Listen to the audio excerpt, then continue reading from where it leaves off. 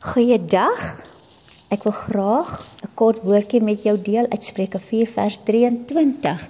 Bewaak jou hart meer as alles wat bewaar moet word, want daaruit is die oorspronge van die lewe. Ons harte is die middelpunt van ons lewens.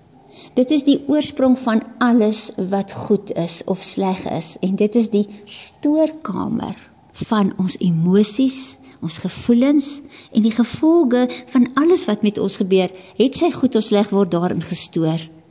Ons monde is soos 'n opening, dis soos 'n deur, en dit wat in ons harte is, vloei daaruit.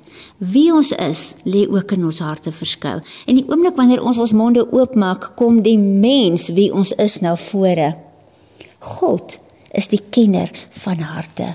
Hy luister nie net na ons woorde nie, maar hy deursoek ook ons harte. Ons word beoordeel volgens dit wat God daarin vind. Want dit wat daarin verskuil lê, bepaal ons uitbestemming. En ons moet God se woord meet aan dit wat ons leef. So ons moet seker maak dat dit wat ons in ons harte dra, ooreenstem met God se waarheid. Kinders van God se harte is soos 'n fontein met helder water en daaruit vloei lewe, waarheid. Hulle spreek woorde wat opbou, woorde van omgee, van liefde, want hulle is draers van sy liefde en sy waarheid. Yeshua, Jesus, het gekom om lewe te gee en daardie lewe is in hulle, want hulle leef deur hom. Hulle praat sy liefdestaal.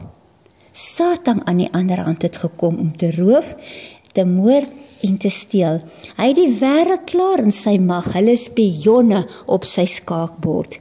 Hy het sy vizier ingestel op die wat opreg is van wandel. Hy wil die waarheid wat in hulle harte is steel, en hy wil dit vervang met die leuen, en die leuen bring die dood. Psalm 12 vers 5, met ons tong is ons sterk, ons lippe is met ons, wie is Heer oor ons? Dit is die woorde van die goddeloos, want hulle harte is 'n fontein vol modderwater, en daaruit vloei woorde van verwoesting, bedrog, vervloeking ensovoorts. Hulle maak op hulle tonge staat en die verwoesting van hulle woorde. Hulle tonge is die werktuig van ongeregtigheid, en die duiwel steek die vuur in hulle monde aan die brand, en met hulle woorde stel hulle vir hulle self strikke, maar hulle besef dit nie. Maar God sê in Matteus 12 vers 37, uit jou woorde sal jy geregverdig word, en uit jou woorde sal jy veroordeel word.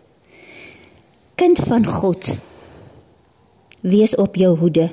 Moenie die vyand laat inkom nie.